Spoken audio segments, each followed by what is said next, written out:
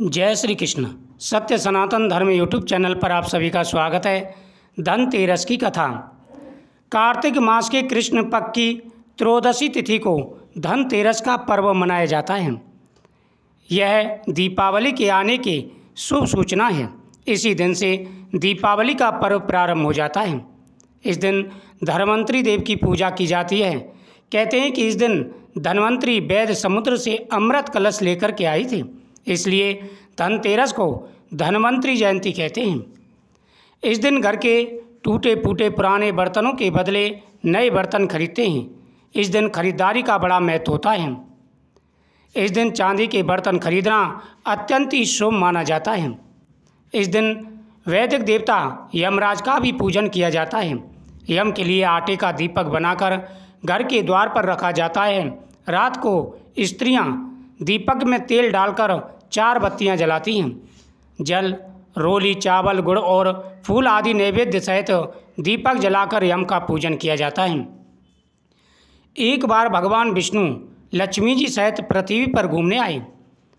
कुछ देर के बाद भगवान लक्ष्मी जी से बोले, मैं दक्षिण दिशा की ओर जा रहा हूँ, तुम यहीं पर रहना।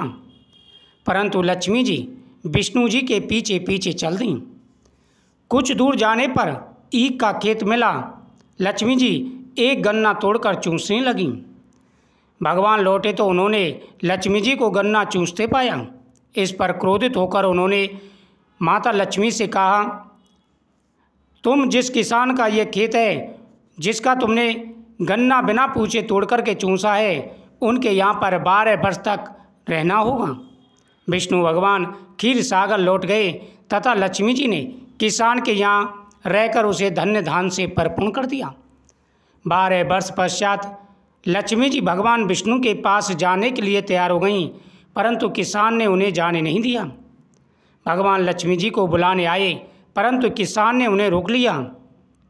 तब विष्णु भगवान बोले, तुम परिवार सहित गंगा स्नान करने जाओ और इन कौड़ियों को भी गंगा में छोड़ देना, तब तक मैं यहीं रहूँगा। किसान ने ऐसा ही किया। गंगा जी में कौड़ियाँ डालते ही 4 चतुर्भुज निकले और कौड़ियाँ लेकर चलने को गद हुए।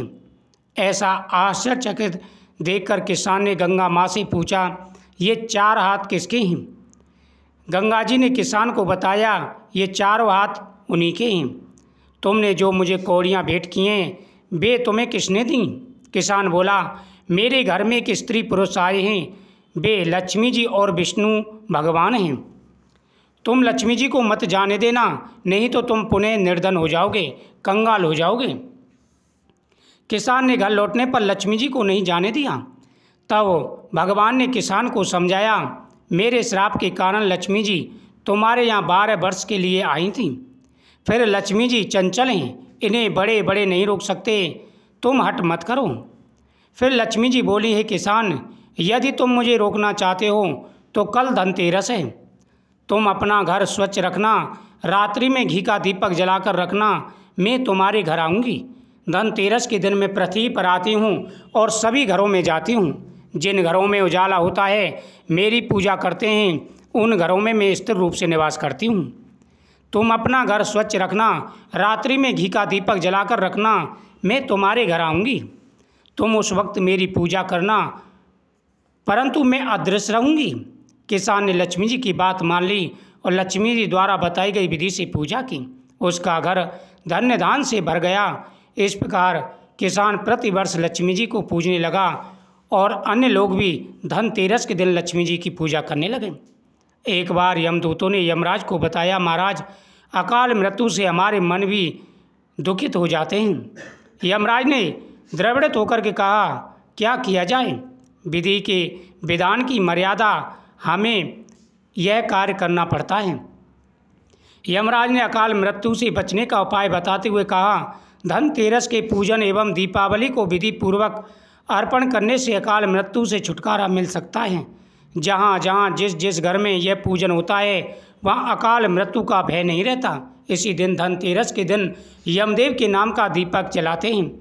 इसी घटना से धनतेरस के दिन धन्वंतरी पूजन सहित यमदेव को दीपदान करने की प्रथा प्रचलित है। जिस घर में यमदेव के नाम का दीपक जलाया जाता है उस घर में किसी की अकाल मृत्यु नहीं होती। उस घर में धन, सुख, समृद्धि, वैभव सब कुछ आता है। माता लक्ष्मी प्रसन्न होकर के खुशियाँ लाती हैं और जीवन में कभी भी धन की कमी नहीं रहती। श्री महालक्ष्मी नमः।